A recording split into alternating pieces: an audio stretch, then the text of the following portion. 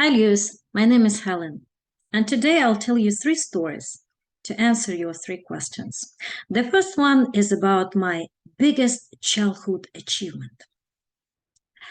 In the post-Soviet countries, there is a tradition every year on the 1st of January, all the kids from the whole city are invited to a big celebration called Utrенник, which means early morning event, where Santa Claus, or in our language, Father Frost, has a limited number of really big gifts to give to the kids who volunteer to come to the podium and recite the best poem.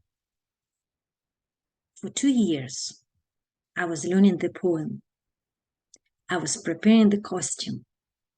The time came where the volunteer have to go to the podium to recite the poem, and I was frozen.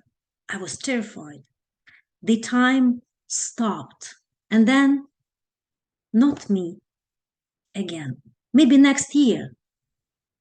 And then the moment came that changed my life. I can close my eyes and see a 5-year-old girl in the silver homemade snowflake costume, standing in the crowd of kids with the heart beating louder than a big drum, cold hands. She's waiting for Father Frost to call volunteers to the podium. Time stops. Father Frost is calling. And I know it is the time for me. And I'm jumping forward. I don't need to walk. I can fly to the podium. I see the people on the podium. And I love the audience. I love the feeling of being the center. I have something to tell them, my poem. After that event, I organized many Utreniks. I wrote so many poems in the university. And I encouraged so many people to come to the podium and practice the public speaking. But that moment showed me that I have to overcome my own fear and become the leader.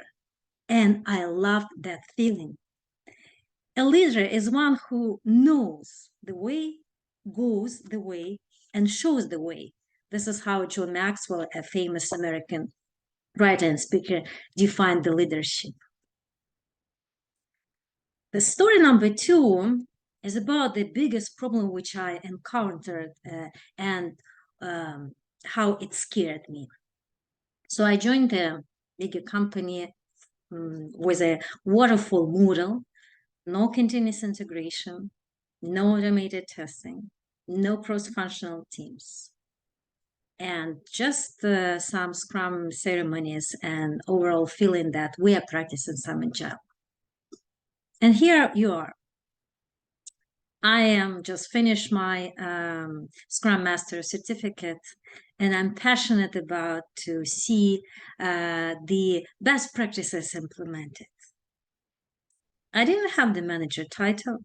I didn't have the authority to introduce the change. More often, I was persuaded by my colleagues and team members to adjust, to follow the trend and change my mindset. But I have a talent to inspire people. I very confident if you have the passion, you would find out the way to overcome the challenges. I was discouraged in the beginning because I was the only person with no help and no authorities. Step by step, after 3 years of being with the company, I organized the continuous integration for my team. I organized and became the lead test automation engineer. I trained 10 manual QA engineers in writing the automated test. I created the internal tool for the automated testing. And I organized the internal training program, how to write down the requirements using the user stories framework. What that experience taught me is you can persuade one person to help you to try introducing one small change. The next day, you make another small step. And then after months, you have 30 small changes. And then you accumulate that, and people are inspired and they lose their fear and they started following you as a leader. And story number 3 about the criticism, which is part of our life and is a good medicine for you to cure your fears and actually grow. Once upon a time, Buddha had a long journey with his pupils. And exhausted after a long walk, they decided to stop and rest next to the lake. Buddha asked one of the youngest and most impatient pupils to bring the water. So he did. When he came to the lake, he found that a bunch of oxen were crossing the lake, which muddied the water. So the people thought, I cannot bring such dirty water to Buddha. So he returned and told Buddha about the water. Buddha said nothing.